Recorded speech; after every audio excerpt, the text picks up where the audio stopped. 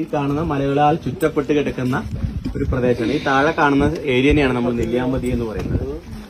എന്തുകൊണ്ടാണ് നെല്ലിയാമ്പതി എന്ന് പറയുന്നത്? നെല്ലിമരം ഉള്ള പതി എന്ന് പറഞ്ഞ ചതുപ്പ് നിലത്തിനെയാണ് പാലക്കാട് ജില്ലയിൽ പതികൾ എന്ന് പറയുന്നത്. കുറെ സ്ഥലങ്ങളുണ്ട് ഇവിടെ. എരുത്തേമ്പതി, കോഴിപ്പതി, ഒഴലപ്പതി, കേട്ടിട്ടില്ലേ? ഇങ്ങനെ പാലക്കാട് ജില്ലയിലെ ഒരുപാട് ചതുപ്പ് നിലങ്ങളിൽ നമ്മൾ പറയുന്നത് പതി എന്നാണ്. നെല്ലിമരങ്ങൾ ഉള്ള പതിനെയാണ് നമ്മൾ നെല്ലിയാമ്പതി എന്ന് വിളിച്ചു പോയത്. അത് മാത്രമല്ല, ഇപ്പൊ നമ്മൾ ഈ കാണുന്ന പ്രദേശം നമുക്ക് ഇങ്ങനെയൊക്കെ കാണുന്നെങ്കിലും തേയിലത്തോട്ടമൊക്കെ കാണുന്നെങ്കിലും ഇതൊരു ചതുപ്പ് നിലമാണ് ഈ താഴെ കാണുന്നത്. ഇവിടെ നിന്ന് ഒരു വലിയ നദി ഉത്ഭവിക്കുന്നുണ്ട്, അറിയോ?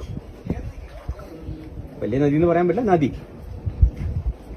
ആതിരപ്പള്ളി വാഴച്ചാലിൽ പോയിട്ടില്ലേ നമ്മളെല്ലാവരും, ഇല്ലേ? അവിടേക്ക് വരുന്ന വലിയൊരു വാട്ടർ റിസോഴ്സ് എന്ന് പറയുന്നത് കാരപ്പാറ എന്ന് പറയുന്ന ഒരു പുഴയുണ്ട് ഇവിടെ. ഈ പുഴയാണ് ശരിക്കും ആതിരപ്പള്ളി വാഴച്ചാൽ വെള്ളത്തിന്റെ മെയിൻ റിസോഴ്സുകളിൽ ഒന്ന്. ആ പുഴ ഉത്ഭവിക്കുന്നത് ഈ ചതുപ്പ് നിലയിൽ. ചതുപ്പ് നിലത്തിന്റെ പ്രത്യേകത എന്താ? നമ്മുടെ വാട്ടർ ബാങ്കാണ്, അല്ലെ? വാട്ടർ ബാങ്കാണ്. അപ്പൊ ഇവിടെ നിന്ന് നമുക്ക് ഈ മലകൾക്ക് ചുറ്റുമായിട്ട് ഒരുപാട് ഡാമുകൾ, വാട്ടർ സോഴ്സുകളുണ്ട്. ഏതെല്ലാം ഡാമുകളുണ്ട്? പറമ്പിക്കുളത്ത് നിങ്ങൾ പോയിട്ടില്ലേ, അല്ലേ? പറമ്പിക്കുളത്ത് പോകുമ്പോൾ ഏതൊക്കെ ഡാം കണ്ടു? ആളിയാറ് കണ്ടു. പിന്നെ പറമ്പിക്കുളത്ത് തന്നെ 2-3 ഡാമുകളുണ്ട്. പറമ്പിക്കുളത്ത് തൂണക്കടമുണ്ട്, പെരുവാരിപ്പള്ളമുണ്ട്, അല്ലേ? അപ്പൊ ഈ ഭാഗത്തായിട്ടാണ് പറമ്പിക്കുളം. ദേ കാണുന്ന മലനിരക്കളുടെ അപ്പുറം പറമ്പിക്കുളമാണ്. നിങ്ങൾ പോയ മലയുടെ അപ്പുറം. ഓക്കെ. അപ്പൊ അവിടെ പറമ്പിക്കുളം ഡാമുണ്ട്. ഈ ഭാഗത്തായിട്ട് പെരുവാരിപ്പള്ളം, തൂണക്കടവ് എന്ന് പറഞ്ഞ 2 ഡാമുണ്ട്. ഇപ്പുറത്താണ് നിങ്ങൾ പറഞ്ഞ ആളിയാർ ഡാമുള്ളത്. ഇപ്പുറത്ത് മൂലത്തറ എന്ന് പറഞ്ഞ ഡാമുണ്ട്. അത് കഴിഞ്ഞാൽ തുള്ളിയാർ ഡാമുണ്ട്, മീൻകരയുണ്ട്. ഇപ്പൊ നിങ്ങൾ കയറി വരുമ്പോൾ കണ്ട പോത്തുണ്ടിയുണ്ട്. തൊട്ടപ്പുറത്ത് മംഗലം ഡാമുണ്ട്. അപ്പുറത്ത് പീച്ചിയുണ്ട്, ചിമ്മിനിയുണ്ട്, പെരിങ്ങൽകുത്ത് ഡാമുണ്ട്. ഇത്രയും ഡാമുകൾക്കുള്ള വെള്ളം എന്ന് വെച്ചാൽ പാലക്കാട് ജില്ലയുടെ ഒരു 60%, തൃശ്ശൂർ ജില്ലയുടെ ഒരു 40% വെള്ളത്തിന്റെ ആവശ്യം കുടിക്കാനും ഇറിഗേഷനും ഒക്കെ ഉപയോഗിക്കുന്നത് ഈ മലനിരക്കിൽ നിന്ന് പോകുന്ന വെള്ളമാണ്. അപ്പൊ അങ്ങനെയാണെങ്കിൽ ഈ മലനിരക്കുകളെ നിങ്ങൾ ഇന്ന് ക്ലീൻ ചെയ്തുവെങ്കിൽ ഒരു ചെറിയ കാര്യമാണോ? ഇപ്പൊ നമ്മുടെ വീട്ടിലേക്ക് വെള്ളം എങ്ങനെയാ വരിക?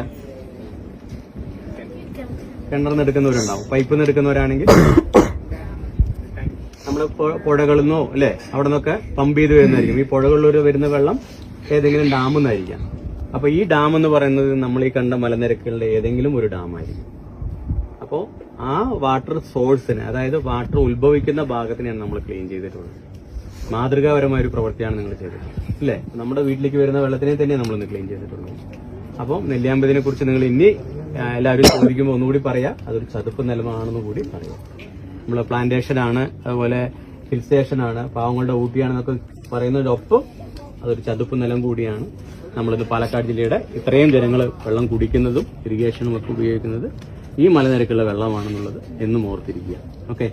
പാലക്കാട് ജില്ലയുടെ ഒരു തെക്കൻ എന്താ പറയാ, വെസ്റ്റേൺ ഗാട്സിന്റെ ചുരത്തിന് ശേഷമുള്ള സ്റ്റാർട്ട് ഇവിടെ നിന്നാണ് സ്റ്റാർട്ട് ചെയ്യുന്നത്. ഇത് ഇവിടുന്ന് ഏകദേശം തിരുവനന്തപുരം വരെയും ഇവിടെ കിടക്കുന്നു. പാലക്കാട് ജില്ലയുടെ അങ്ങോട്ട് എടുത്താണെങ്കിൽ കിടക്കുന്നത് ഗുജറാത്ത് വരെയും പെറു വരെയും കിടക്കുന്നു, അല്ലെ? വലിയ ചരിത്ര പ്രാധാന്യമുള്ള ഒരു സ്ഥലമാണ് ഇത്. അപ്പൊ അതുകൊണ്ട് തന്നെ, അത് മാത്രമല്ല, നെല്ലിയാമ്പതി എന്ന് പറയുന്നത് പണ്ട് നെല്ലിയാമ്പതിയുടെ പേര് വരാനും ഒരു കാര്യം കൂടിയുണ്ട്. പണ്ട് ചോഴ രാജാക്കന്മാര് ആയിട്ട് നമ്മളെ കൊച്ചി രാജാവിനൊരു പ്രോബ്ലം ഉണ്ടാവുകയും യുദ്ധം നടക്കുകയൊക്കെ ചെയ്തിട്ടുണ്ടായിരുന്നു, കൊല്ലംകോട് രാജാവും ഒക്കെ ആയിട്ട്. ആ സമയത്ത് അവിടെ നിന്ന് വന്ന യുദ്ധപ്പടയാളികള് നമ്മുടെ അടുത്ത് തോൽക്കുകയും അവരെ ജീവിക്കാനായിട്ട് പാലക്കാട് ജില്ലയ്ക്കകത്ത് കുറെ സ്ഥലങ്ങൾ പതിച്ചു കൊടുത്തിരുന്നു, അവിടെ തന്നു വന്ന പടയാളികൾക്കായിട്ട്. അങ്ങനെ കൊടുത്ത ഒരു സ്ഥലം കൂടിയാണ് നെല്ലിയാമ്പതി എന്ന് പറയുന്നത്. അന്ന് രാജാക്കന്മാരുടെ കയ്യിലായിരുന്നു ഈ സ്ഥലം.